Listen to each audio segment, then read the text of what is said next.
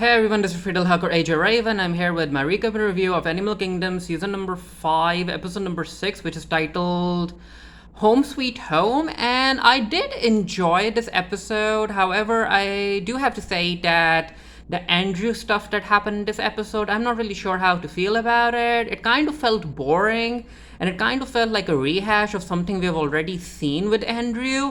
So I'm not really sure where the writers are trying to take him, but you know what? I'll get to it in a bit. Anyway, coming back to the episode. It opened up with Ren being part of the Cody job where they have to steal this safe from Marion's office. And I was actually surprised to see Ren being part of it. And she's like, you know what, Greg, I have everything ready for Nick. He's going to wake up in half an hour, but I need to go there before the lines start getting longer. And yeah, Greg is like, wait, so you are really going to do this job, right? And Ren is like, yeah, and I do thank you for making me part of it. And this is where Ren actually tells Greg that it was actually that she's thankful that Darren allowed her to do this, and I guess that comes as a surprise to Greg. Why? Well, we'll find out in a bit. So she heads off. Then we get a flashback where Janine is settling into her new home over on Oceanside, and yeah, she hasn't moved into her proper huge home yet because she's still trying to make money and do jobs. I mean, we all know that she's going to go there sooner or later. So Jake's helping her, Manny's there as well, and Manny's actually surprised that Janine is like settling down, and Janine is like, you know what, Manny, don't be too surprised. It's not like it's not like as if I'm getting married. And this is also where Manny tells Jake to kind of try to reel Janine in because she's basically ruffling a lot of feathers. She doesn't necessarily know the criminal network in Oceanside, and she's basically gaining a lot of attention from other people because of what she's doing and how she's not really answering to anyone. Then we cut back to the Cody house, and this is where Greg actually confronts Darren about being the one who asked Ren to be part of this job without basically asking Greg. And Darren is like, wait, what? Why would I ask you about it? Ren is someone who can handle herself, and she was willing to do it, so I asked her, and she's someone that can handle herself. And you know what? I can kind of understand why Darren wanted Ren to be part of it, but I do think that he should have involved Greg into the entire process as well, because we as the viewers, we are seeing Greg change after he became a father, and he's trying to be a good father to Nick, but I guess Darren doesn't like the change. Maybe he hasn't noticed it, or maybe he doesn't care. And this is what also where Darren is like, you know what, Greg, don't feel too sorry for Ren. Don't underestimate her, because I'm sure that if it wasn't for Smurf, her cousins would have chopped your D off, and she would have looked at, and she would actually seen them do it without saying anything. And I was like, you know what, Darren, I get where you're coming from, but if I remember correctly, Greg is the one who basically stole from her and then left her for dead. So her reacting in that manner and involving her cousins, it kind of made sense. But anyway, you can see that Darren is very into doing this job, and he's basically making other people fall in line. He isn't willing to listen to anyone else. So Joshua comes in with a work van, and yeah, these three are going to get ready for the job. And this is also where they inquire about Pope, and Darren is like, you know what, Pope is all right. He just needed space. He just needed to go on a vacation. And I'm like, Darren, yeah, you need to check on your older brother. So we cut to Andrew. And Andrew has been just driving aimlessly on this road, and he's basically talking to Smurf about what Smurf did to him, about how he didn't even know he had a father, and then she just dumped all of the information on him, and then she ended up dying because of a job, and then she had cancer, and all of yeah, Andrew is going through stuff. And this is also where Andrew tries to take his own life. He takes out a gun, he puts it under his chin, and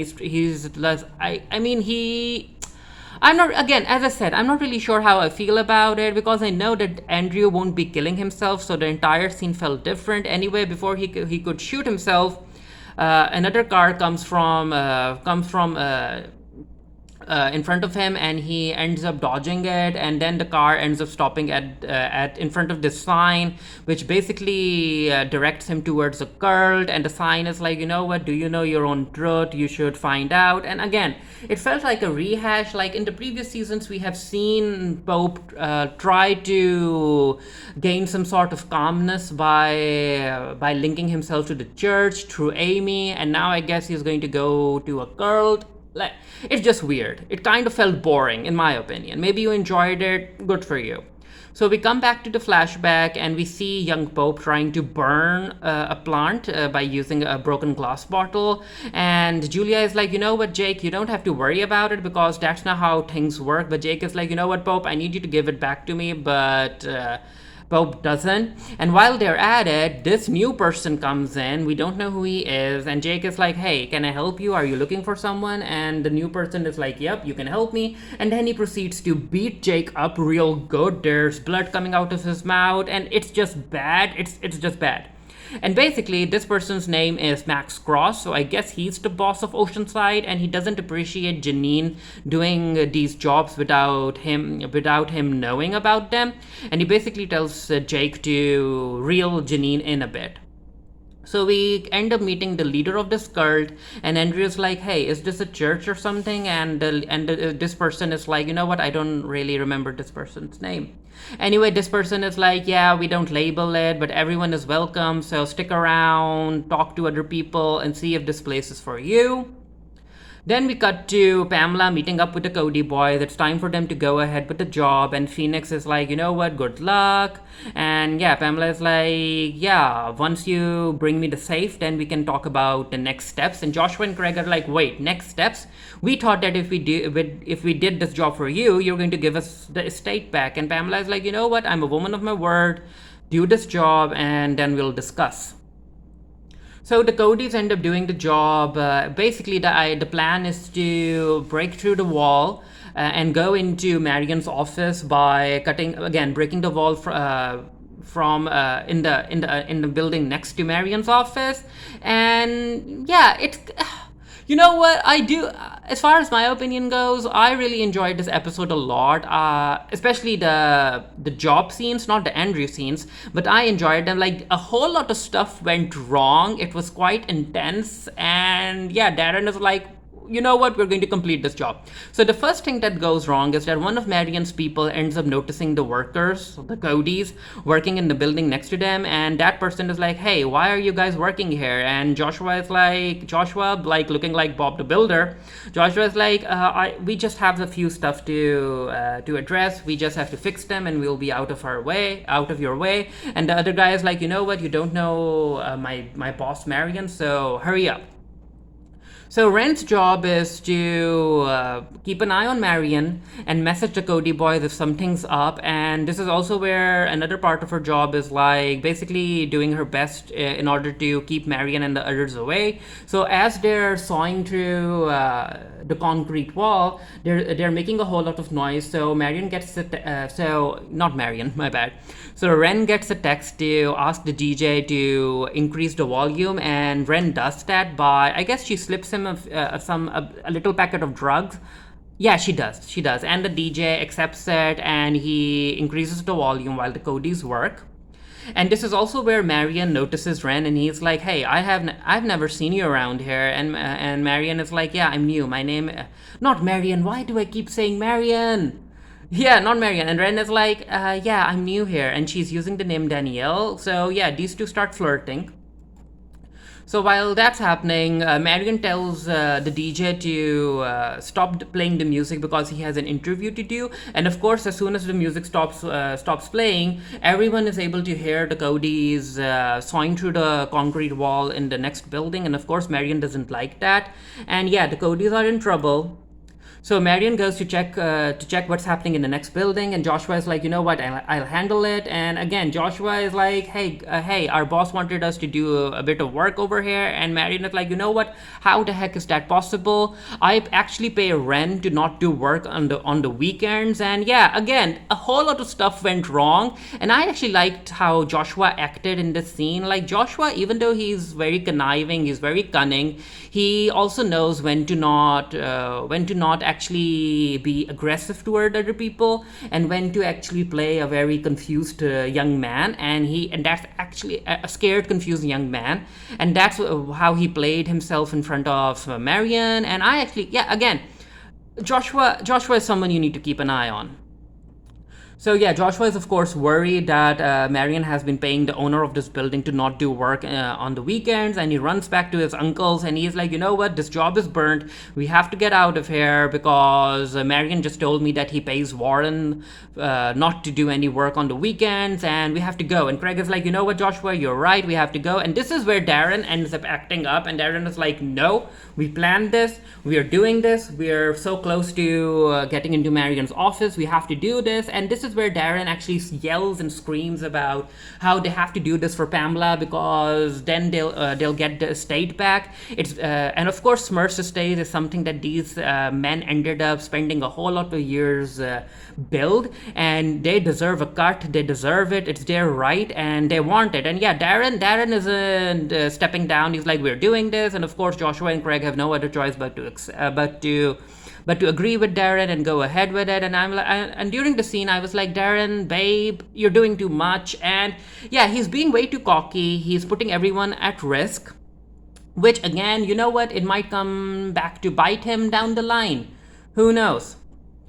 So it turns out that there was the storage unit that wasn't in the blueprints of the building, and yeah, this is another issue because now the Codys can't just take the safe through the hole, and they have to think of something else. And Darren is like, "No, Craig, we aren't going back now. We have come so close, and Marion's office is just next to this the storage unit. We have to do this." And Greg is like, "How the heck are we going to take the safe?" And Darren is like, "You know what? We'll throw it out of the window."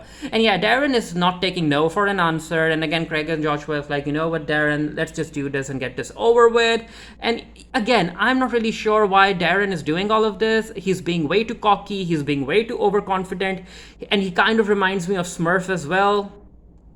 So Marion and his men try to get into the office, which Darren and Joshua have locked up, and it making them hard to get in. And Marion is like, "You know what? I know what's happening. We have to go to the next building." And I have to say that the actor on the right of the screen over here, he's really giving it his all, trying to pull the door. And you know what? You better act. So as Marion and his men are making their way to the next building, Ren, for some reason, decides to walk up the stairs. And I was like, Ren, who the heck told you that you need to be doing this? I'm not really sure if she thought that she could help the Cody boys. And I'm like, how? But yeah, it made no sense for Ren to act like that. And Marion is like, "Oh, Danielle, you know what? I need to capture you, and I need to keep you with me because, of course, he's putting two and two together."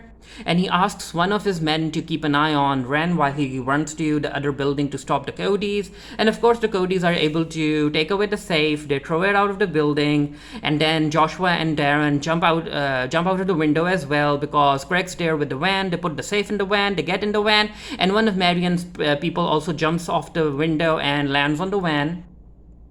While that's happening, the other person is taking Ren somewhere, and Ren, again, as Darren said, she's able to take care of herself, and Ren ends up taking out this small knife, and she stabs the other person in the leg, and she runs away. And I'm like, you know what? These people have seen everyone's faces, so maybe they'll come back to take their revenge. Who knows? Maybe they'll break into Ren's house. Who knows?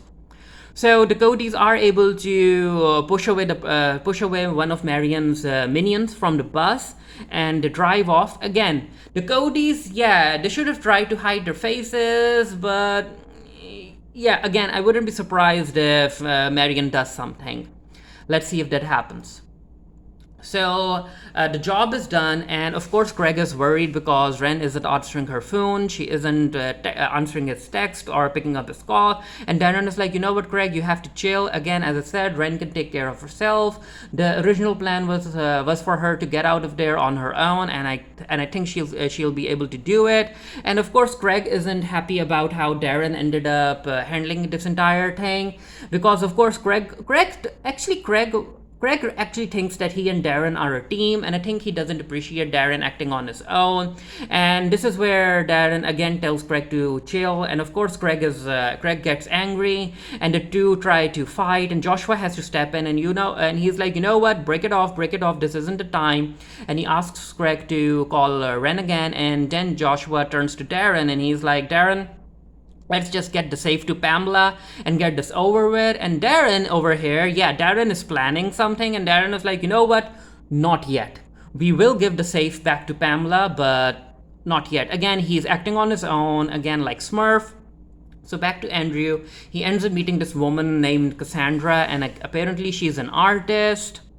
And these two end up having a connection, and then it's time for the cult members, yeah, I'm calling it a cult, the cult members to drink something. And Andrew's like, you know what, drugs don't work on me, I don't want to drink this. And the leader is like, no, if you want to be part of this cult, this community, you have to drink it. And Cassandra is like, you know what, Andrew, what do you have to lose, just drink it. And Andrew does, and yeah, at first it doesn't affect him at all. So, and he's actually, he isn't even abused seeing other people getting high. So we get a flashback, and Janine comes back home, and of course she asks what happened. Jake is injured, he's spitting blood, Janine is like, hey, what happened? And Julia is crying, and Andrew is the one who tells Janine that a man came here, and he started beating up Jake, and he gave them his name, Max Cross. And Janine is like, you know what, mommy will handle this. And the way that Smurf ended up handling Julia, telling her to not cry anymore, like, I understand where she's coming from. She wants her daughter to be strong, but I think that she could have handled this differently. But then again, that's Smurf for you. So we see that whatever Andrew drank, it finally had an effect on him, and Andrew ends up getting high. Cassandra comes in search of him, and Cassandra is like, so what's up? And this is where Andrew basically ends up apologizing to Cassandra, because as far as I can tell, Cassandra reminds him of Catherine, and we all know that Andrew had to kill Catherine because Smurf made him do it. So it's time for Darren to meet up with Pamela, and Pamela is like, hey, where's the safe? And Darren is like, yeah, the safe is with Craig and Joshua. You'll get it back after I have a guarantee that you will give us back Smurf's estate. And of course, Pamela doesn't appreciate Darren acting like that, but I guess she kind of admires him or something. Or maybe she's amused by him. I think that there's a connection between Pamela and Darren for some reason. And I wouldn't be surprised if Pamela ends up helping Darren with the Adrian situation. Who knows? Because again, Pamela is like, you know what, Darren, I think that your mother wanted us to meet, and that's why she ended up naming me in the will. And I think that Smurf wanted her boys to meet me, because I guess she wanted to tell you that there's still someone out there who you could turn to for help. And Darren is like, you know what, nice meeting you, I guess. And so we have a deal that if we give you back the safe, we'll have a guarantee that you'll give us back Smurf's estate. And Pamela is like, you know what? We have a deal. Again, I have a feeling that Pamela might end up helping Darren with the Aryan situation. Yeah, and also here, Phoenix is like, you know what, we always keep up our end of the bargain. And this is also where Pamela is like, you know what, so much for trust. And Darren is like, our mother trained us to trust only family. And I'm like, Darren, you are saying this, but right now you don't even trust your own brother. And even Pamela is like, yeah, that's a very harsh way to live. So we're back at Craig's house, and Ren, because she ended up getting this rush of excitement for doing this job, Ren is like, you know what, Craig, I finally understand why you guys do this. And Craig is like, we do it for the money. And Ren is like, yeah, sure. So she's all excited up, and she ends up hooking up with Craig. And maybe she'll force him to make her part of more jobs. Who knows? Maybe she'll end up finding her own job and getting into trouble. Who knows? So this is where Cassandra and Andrew are talking, and Cassandra is like, hey, what's the story behind the scar? And Andrew is like, yeah, my brother gave it to me. And Cassandra is like, why? And Andrew is like, no, it wasn't his fault. It was never his fault. So he's basically talking about Baz and how Smurf would keep Baz on the pedestal, because I think that before Joshua came into the picture, Smurf really thought that Baz would be the one who would take her mantle and be the leader of the family. But then he died, and I guess Joshua is trying to do that now, because Smurf ended up training Joshua because he was smart.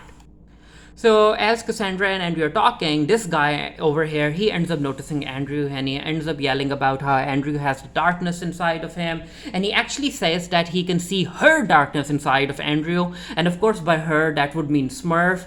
And he's like, you know what? I need this man, Andrew, out of here, out of this cult. And Andrew is, of course, upset. But Cassandra is like, Andrew, you know what? We have to go. We have to go. Again, I wasn't a fan of whatever was happening over here.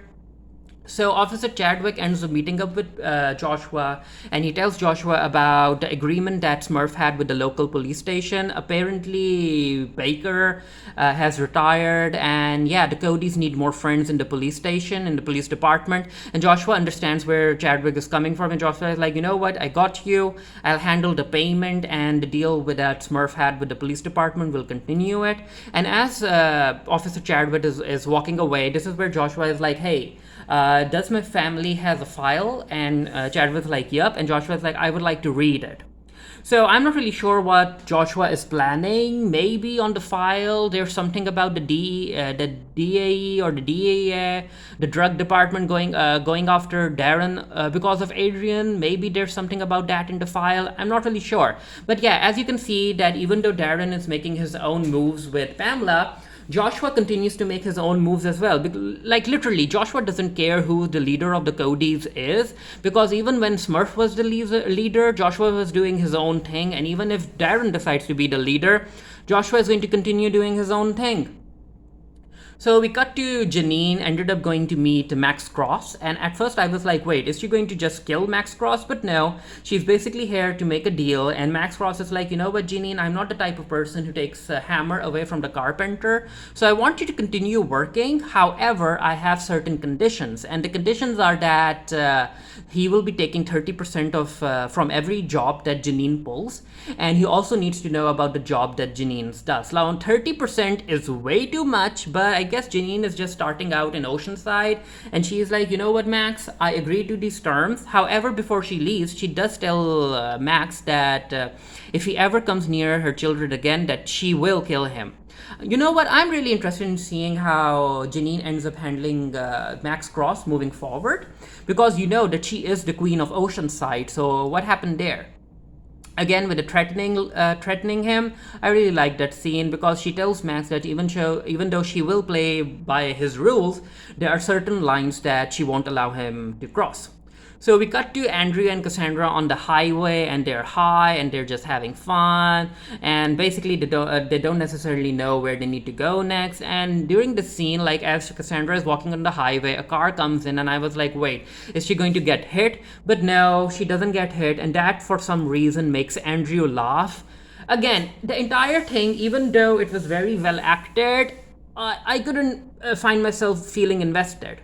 So the episode ends with Darren coming back home, and I guess that links to the entire Home Sweet Home title of the episode. So he comes back home, and he's just walking alone in the house, and I was like, you know what? I actually thought that he was going to get attacked by someone, but no, he's just standing there and he's looking at his house, and I guess he feels important. He feels that he's the king of the house now. And you know what? I'm not really sure if the other Codys are going to allow him being the leader, because again, the way he acted during this job, the way he ended up putting everyone at risk, I'm like, Darren, you need to be smarter about doing jobs, and especially if you want the support of your brother, Andrew, Craig, and especially Joshua. But yeah, the episode ended with Darren just standing there and thinking about stuff, and yeah, I'm looking forward to seeing what's going to happen next. Of course, Living Good is going to come back and do something. Then we also have the cartel storyline. Like, there's a whole lot, and Marion end up might coming back for revenge. Like, there's a whole lot happening in this season, and we are basically at the halfway point, so I'm excited to see what's going to happen next, even though, again, as I said, the Andrew stuff bored me. I will be doing a written review of this for the Geekiary. The link to that will be down in the comment section below. Let me know what you thought of the episode, and yeah, until next time, stay happy, stay safe, stay blessed. See you guys later. Bye.